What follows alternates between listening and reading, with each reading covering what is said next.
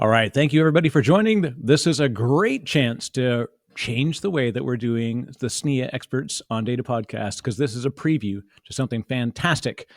If you haven't seen it, if it's on demand, but if you haven't had a chance to attend yet, you definitely got to sign up. We've got an amazing webinar event, which is talking about what we can do in the world with RDMA. And you're saying to yourself, what do I need to know about RDMA? Well, tell you what, the goal of this webinar is to tell you everything you need to know about RDMA, and you don't have to be afraid to ask. This is a chance for us to really dive into, number one, what is RDMA doing? What has it done? And also what's next? Because we think about the amount of use cases that are coming up. It's a fantastic chance to be able to take a look at the different ways that technologies work, and especially how new use cases are arriving. So thank you for joining. My name is Eric Wright. I'm the co-host of the SNIA Experts on Data podcast, and also the co-founder, a lot of co's, of GTM Delta. And I'm joined by an amazing group of folks who are going to be on this really, really cool webinar. So I'm going to get you to do a quick intro. So Eric, if you want to get us started. Sure. I'm Eric Smith. I'm a distinguished engineer working for Dell Technologies. Excellent. And Rohan? Hello, I'm Rohan Mehta. I'm working as a senior software engineer at Microsoft. And Mikhail, certainly last but not least, if you want to introduce yourself as well, then we're going to jump right in. I'm Michal Calderon, a distinguished engineer at Marvell. Fantastic. Now, there's a ton we want to cover. I would love to, but I also don't want to give away too much of the good stuff that we're going to see in the webinar. But let's maybe get started. Eric, what do you see as the opportunity? What's your goal? Because I know you're going to be driving the conversation. And so what do you see as the reason why people really should attend this? Yeah, so thanks for asking, Eric, and thanks for having us on. My interest, I'm going to be moderating the session. And my interest in the topic really goes back, a couple of years. AI has been sort of driving the need for RDMA. And so as a person who's involved with networks and fabrics, especially as they relate to AI, getting to know how RDMA works has been very important. It's critically important to my field. And about a little over a year ago, I started really trying to dig into the details of it, especially looking for training information. And I was frustrated that there wasn't a basic overview of RDMA. And what I found was, even if I went onto like a website like Open Fabric Alliance, for example, they had training information there, and it went really deep, right into the verbs, right into the stack, all the way down to as deep as you wanted to go. And it was just a little too much to get started. So struggled a little bit at the beginning. So what I'm hoping we can do with this webinar is to give people a framework on which to build. And so yeah, that's why I'm. And I think we've hit the mark clearly. So you certainly got some amazing folks contributing to this discussion. So Michal, based on that, what's your view of, sort of a nutshell view of RDMA and what you look to bring to the session from your own, previous experience? Yeah, so I was exposed to RDMA about 10 years ago and really feel connected to the technology. So like in a nutshell, right, RDMA stands for Remote Direct Memory Access. It's a technology that enables direct memory-to-memory data transfers between computers without involving the CPU and the cache and the OS, making it super efficient, having high throughput, low latency, and of course, low host CPU usage. And a lot of people know just the buzzwords RDMA, but they don't really know how RDMA works, how the RDMA NIC actually writes or reads from memory without involving the CPU and so on. And so this is the reason why I wanted also to join this webinar and show people, how this actually works, and what makes RDMA, super ideal for like different applications and use cases, which we'll also go into in the webinar. Yeah, it's funny because we get so used to these terms that we throw them around, and then we often forget, what's the reason why we have to talk about these. And, so the acronyms get included, but sometimes people just I kind of know what that means, so I'm not going to ask. So I do love that you're going to be able to dive in, and it'll be interactive so folks can participate and figure out, like, and especially getting involved in the SNIA community. This is such a fantastic group of folks and all the contributing companies that help to make it happen.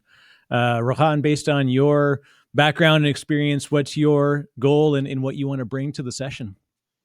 Yeah, so we do, like Mikhail said, we do want to give an overview of what RDMA is.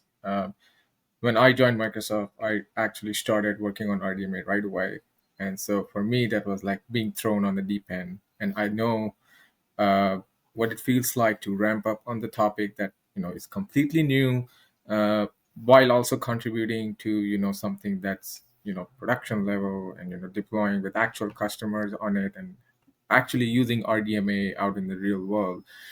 So we want to simplify this topic as much as possible in a way that somebody who doesn't know what RDMA is can also join this webinar and learn about it. Somebody who already knows RDMA but needs to know more details of how it actually operates at various layers of the networking stack. If I want to write an application that leverages RDMA, what steps should I follow? How should I go about writing such an application? Even such a person can join this webinar and learn low-level details like that. That is one of the things that I really struggle a lot of times with webinars is we never get a chance to go deep enough because we often don't have the experts on the call, or it's tough to explore in the time given. So I've been able to get a preview of what you've got ahead. And for folks that are watching this, even after the event, it's a must attend just because the depth you can reach, and also the fact that this is a community of people that we can continue to connect to after the event and keep asking questions. It's fantastic as an opportunity. Now, why now? This is always the question. Like we've had RDMA in our world for a while. It's been a couple of years, perhaps. So, Mikhail, based on that, what is the importance of this RDMA discussion today? Right. So like you said, yeah, RDMA has been here for a while, since the 1990s, right? But it's gaining traction again today more than ever, due to the challenges that are imposed by mainly the AI and ML training loads that are getting, much larger, and have really crazy demands from the network. So yeah, it's definitely always been significant, due to its ability to enhance data transfers and its low latency and high throughput and so on. But I mean, now with AI and ML and these workloads really, the computation is so complex, and the GPUs are so expensive, and you don't want any idle time on the GPU. You have to enhance the network, right? You don't want the network to be the bottleneck. And RDMA is close enough, right, to provide that. I mean, compared to traditional other networking protocols. So I mean, this is the main reason why we feel it's back and should be discussed again. Helping professionals, stay informed and on the technological advancements and the benefits that this brings. Team RDMA. I love it. We often joke, said, like, when in doubt, just rub some AI on it. And this is the truth of what we have in the market, is that the workloads have fundamentally changed the way that we use existing technologies. And I think that's why this is such an important discussion you're having in this session, because we thought we were done learning about how to actually move data and how to actually preserve and optimize memory, CPU, storage, network, all those core artifacts. And this is truly the chance to revisit, because everything changed once the workload changed. And if we don't adjust how we leverage the capabilities, or especially explore what's coming in future growth and other innovations that could happen, this is really cool. So I'll say it's RDMA or RDMAI. So who's ideal to attend this, Eric? You know the audience well, given that you are the audience. So who's a person that's really going to get value from sitting for this session? Really anybody who's interested in RDMA. What I like about what Rohan and Mikhail have done are the breadth of the information. It starts, at a very high level introductory sort of, you are here sort of point of view, and then it gets all the way down into providing wire traces. So, actually packets as they show up in Wireshark. And Mikhail will stitch those two together and show you basically how like a conceptual model of RDMA endpoints communicate with one another and what that looks like on the wire. So it's really anybody who's interested in RDMA. And I'll close it up just because I know we don't want to overshare the goodness that's in the full session. So, Rahan, based on your experience in looking at these AI and ML use cases, because I know it's not just dripping off the tongues of marketers and engineers alike, but we are genuinely seeing use cases come forward. So, where do you see the importance of what this session is going to bring to folks that are starting to dabble or even well underway with an AI ML, adoption and transformation? Yeah, so the key problem or the key bottleneck in the AI ML models today is movement of data, like the data transfer itself. And that is where RDMA comes into the play with all its benefits. There's a lot of data already existing. I mean, multiple storage clusters around the world.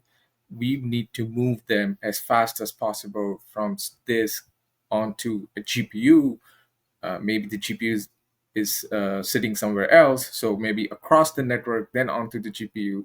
So in both the scenarios, RDMA is going to be is coming into play and playing a crucial role in making this data transfer as fast as possible, as efficient as possible, bringing all those benefits of bypassing kernel, bypassing operating systems, bypassing the CPU utilization on the host, and so where the data actually is going to land, and then this further facilitates the speed up of the process of training as well as inference of all the AI/ML models.